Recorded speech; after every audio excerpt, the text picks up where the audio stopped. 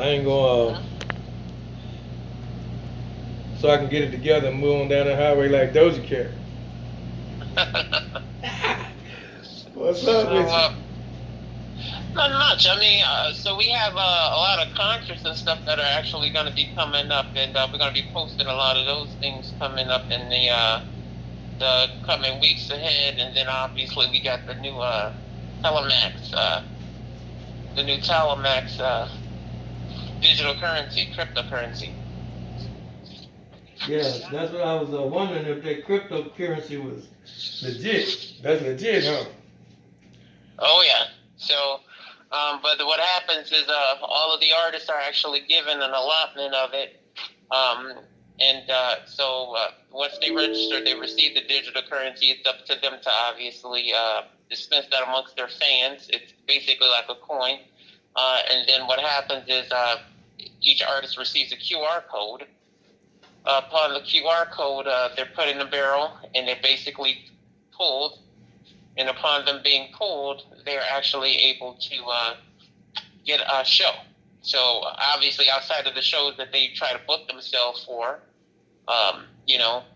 weekly, that basically allows them to get a spot, and they're pulled out of the lottery. The shows are obviously still paid, but outside of them getting the show, the little secondary QR code, which is going to be on the coin that they receive, it's different QR codes on the bottom of each coin.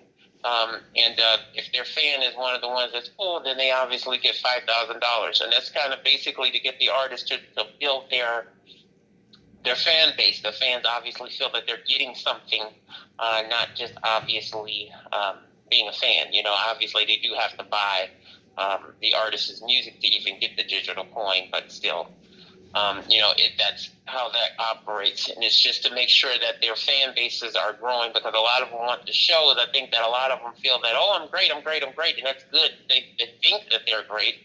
But obviously the brands want to make sure that they're getting someone to do these shows that actually has a fan base. They don't really care about the music. They can care less whether the music sounds good or not. They're looking for trends. We care about the music sounding good, but the brands don't. The brands want someone that's popular, that's trending, that's going to draw attention to their product. That's the whole reason why brands look for influencers. They're looking for people that are popular.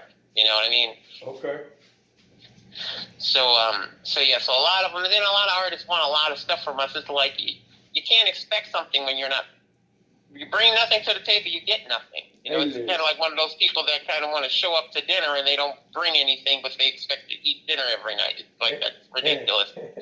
So in 2021, we alleviated all of that. So this isn't a program where it's a soup kitchen where you come and look for handouts and begging. It's not like that anymore. We kind of extended and gave a lot of services to people that they weren't paying for, and that's not going to be the case anymore. It's a waste of time. I think a lot of them say, "Oh, well, if you show me," I'm like, I'm in the industry. You're trying to get help from me. I don't need the artist's help. They need my help. So, and Andrew and I, and as well as the other staff members, we kind of had our meeting, and so there's no more of that. A lot of times, I think that a lot of the people that get into this, they don't understand the business, the entertainment business. So they kind of come in with their demands, and you can't demand something when you're not in a position to make demands. Okay. If that were the case, there's tons of companies out there, and they can have at it. But obviously, they come to us because we don't charge them. We could, but we don't. But there is no more of that. Either they're in or either they're not. We're not wasting our time anymore with a lot of the artists coming in with 1,000 excuses. They have more excuses than a person that's getting ready to go on a death sentence. That's right. That's right. Yes. So things are a bit different. I don't know if you've actually gotten a chance to review the website, but if you haven't, make sure that you do. Go check it out. There's a lot of new changes, a lot of new rule updates. It's just a completely different thing. A lot of people are not liking it, but the people that work and that are serious about their career, they're loving it, because then it kind of separates the boys from the men, and it separates the girls from the women. Okay. But we got Doja Cat, Megan Thee Stallion, Cardi B, Saudi, who else? BB Rexa, Mulatto, City Girls, and Erica Mena, and a few others are actually going to be doing a virtual concert with us. But the concerts are still virtual. A lot of people want these live. I want to meet this person face to face. I'm like, no, that's not how that works. You know, if they're not coming, and for them to want a meeting with me, if they're not coming and have a budget of $250,000, we have nothing to talk about because I'm expensive. You know what I mean? So a lot of them kept coming with all of these things, and I'm not interested in representing them. For me to set up a meeting with an artist or want to work with an artist, I have to see that I'm interested in working with them. They can't request for me to work with them. It doesn't work like that. There's just a lot of them have a lot of things very, very confused. Okay. So because I got a lot of them like, I want to set up a meeting with you, and a lot of them want to Zoom. And I'm like, I don't do Zoom conferences with anybody unless if you're in my business circle. I mean, obviously I do them with Andrew and Sheila and everybody that's a Talent Lotto staff member. I do them with them daily. Even with the artists that I represent exclusively, I do those meetings with them regularly. But for someone that's not in my business circle, I'm not doing that because what I've found is a lot of people like to, in turn, try to act like I'm working with them. And it's like there's no contracts on the table. I'm not making any contractual offers. So if they want to talk to me, they talk to me like everybody else talks to me. I'm not meeting with them face to face because I don't want to catch COVID. But it's been very interesting people. So I can send an email to you, but when I send talentlotto@gmail.com, what do I put? Just put also give to PJ. Give me 1 minute. Give me 1 minute. Give me 1 minute, George. Give me 1 minute.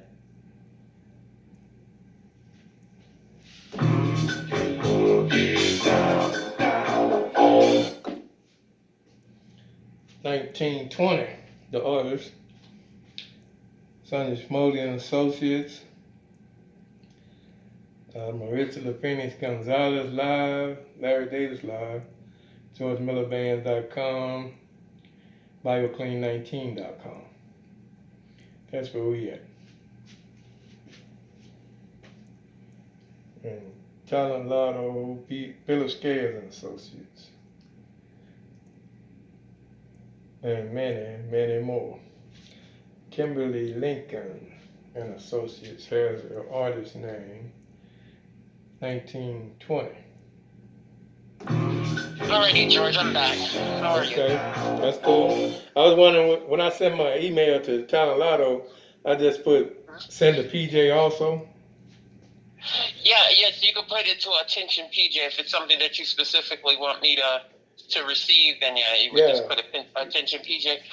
But so there's a lot of different changes. You got to make sure that you go in and review the site. We've made a lot of updates and changes to a lot of the protocol of what's kind of being required.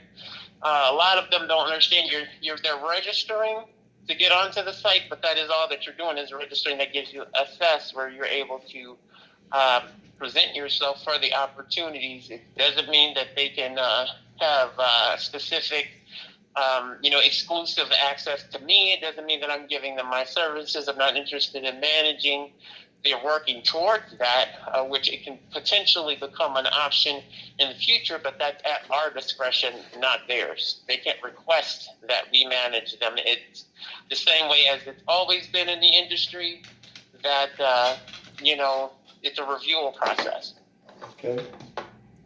All right. Sounds good. So how's your year going? Good so far? Good. I found that like you hit the hammer on the nail with that 250,000 because I found a guy that do that, and so I was telling him about the agency, and I have a bunch of artists.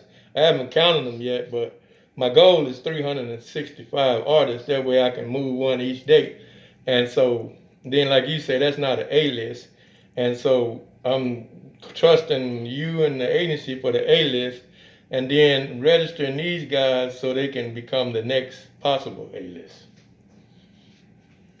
Okay, yeah. Well, I mean, like I said, there's a lot. Make sure that you go and check it out so that you kind of see what's going on, and kind of keep yourself updated on what's going on. So there is a new requirement also that we require that the artists have to log in once a week. You know, they Okay. have to log in once a week. Okay. And that's to make sure that they stay up in the algorithm. I mean, this is one of those things that if you don't clock in to work, you don't get paid. So this is the same thing. I think that a lot of people feel that there's no responsibility in this, and they're looking for just the Talent Auto staff and team to kind of do everything for them. And that's basically being a lazy artist, which we don't want. We don't want anyone that's coming on just to hold up a spot.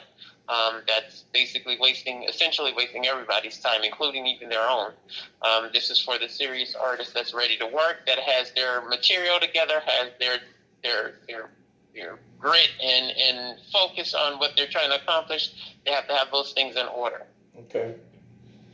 All right. Sounds good. So, but yeah, so it was great talk with you. If you have questions or you want to reach out to me, you need me for anything, then you obviously know that you're more than welcome to reach out to me. I'm available. It's busy time of the year. We still got a lot of stuff going on. Still the Grammys, everything that goes on normally is going on. It's just going on in a very different way. So we still have to stay very prepared for those events as well. Okay. All right. Alrighty, so talk with you soon. If you have any questions, definitely reach out to me. Thank you for your time. Alrighty, no problem. Bye-bye. Alrighty, bye-bye.